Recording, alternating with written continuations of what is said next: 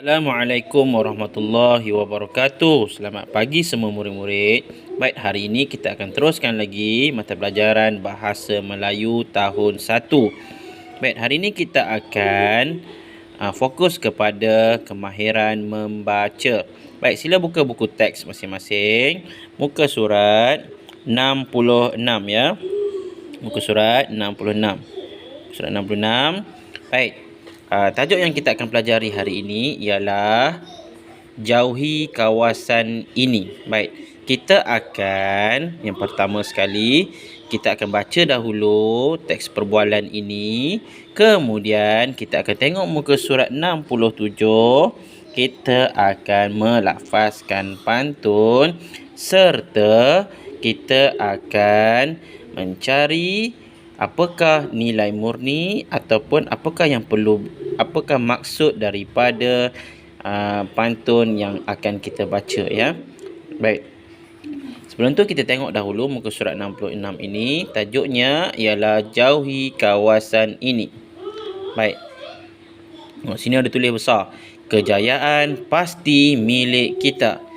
Ini adalah tulisan contoh di dalam kelas. Dalam kelas ni ada tulis kejayaan pasti milik kita. Ini ada kata-kata rangsangan supaya kita sentiasa bersemangat untuk mendapat kejayaan. Jadi murid-murid perlulah belajar bersungguh-sungguh supaya kita akan mendapat kejayaan. Baik, kita tengok perbualan di sini. Murid-murid, di manakah kawasan larangan itu? Okey. Jawapannya ialah di luar pagar sekolah, cikgu. Mengapakah kawasan itu berbahaya?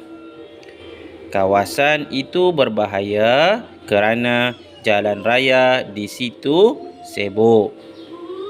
Ya murid-murid, kamu dilarang berada di luar pagar semasa waktu persekolahan. Jadi kalau murid-murid, bila kita berada di kawasan sekolah, kita tidak dibenarkan untuk keluar di kawasan sekolah kerana boleh membawa bahaya kepada kita. Kerana di luar sana, sekolah kita berada dekat dengan jalan raya. Dan jalan raya itu banyak kereta yang dipandu dengan laju. Jadi kita kena lebih berhati-hati. Tidak dibenarkan keluar ke kawasan sekolah sepanjang kita berada di dalam kawasan sekolah. Okey.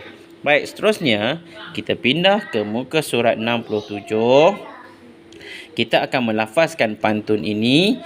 Kemudian saya akan melengkapkan ayat di bawah ini, iaitu menerangkan tentang apakah yang maksud daripada pantun di atasnya. Baik, kita tengok gambar yang pertama.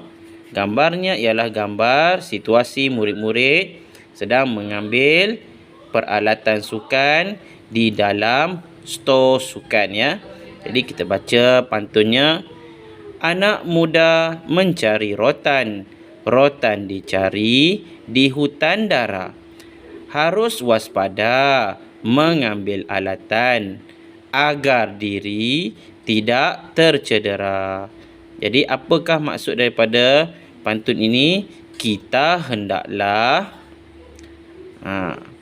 berhati-hati ketika mengambil alatan sukan supaya tidak tercedera. Okey, itu adalah maksud bagi pantun yang pertama.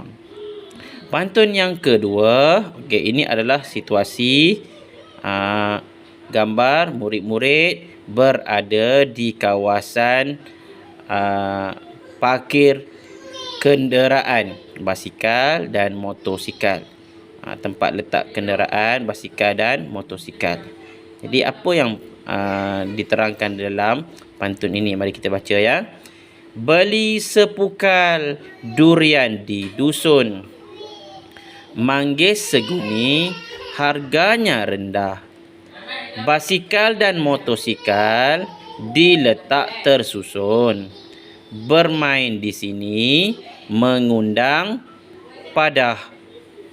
Okey, jadi maksud daripada pantun ini ialah kita tidak boleh bermain di kawasan tempat letak kenderaan basikal atau motosikal kerana boleh menyebabkan kemalangan. Baik, cuba tengok gambar di atas ni. Apa yang berlaku kepada murid ini? Murid ini tertimpa atas motosikal. Jadi kita kena berhati-hati dan tidak boleh berada di kawasan ini. Jadi samalah kalau murid berada di sekolah ataupun di rumah, janganlah bermain berhampiran dengan kenderaan seperti motosikal dan basikal kerana boleh memudaratkan kita. Mungkin motosikal boleh tertimpa di atas kita, ya. Okey. Jadi kita tidak boleh Kita tidak boleh berada di kawasan tempat letak kenderaan basikal dan motosikal. Okey, seterusnya pantun yang ketiga. Okey, ini adalah situasi berada di dalam kelas. Kita baca dulu pantunnya. Bangau sekawan di tasik Cini, terbang sendiri mencari makan. Dengarlah kawan nasihatku ini, keselamatan diri perlu diutamakan. Jadi apa dia maksud di dalam pantun ini? Kita mestilah menjaga keselamatan diri sepanjang masa. Tak kira kita berada di mana pun, kita sentiasa menjaga keselamatan diri dan kita utamakan keselamatan diri yang paling utama. Okey, itu sahaja.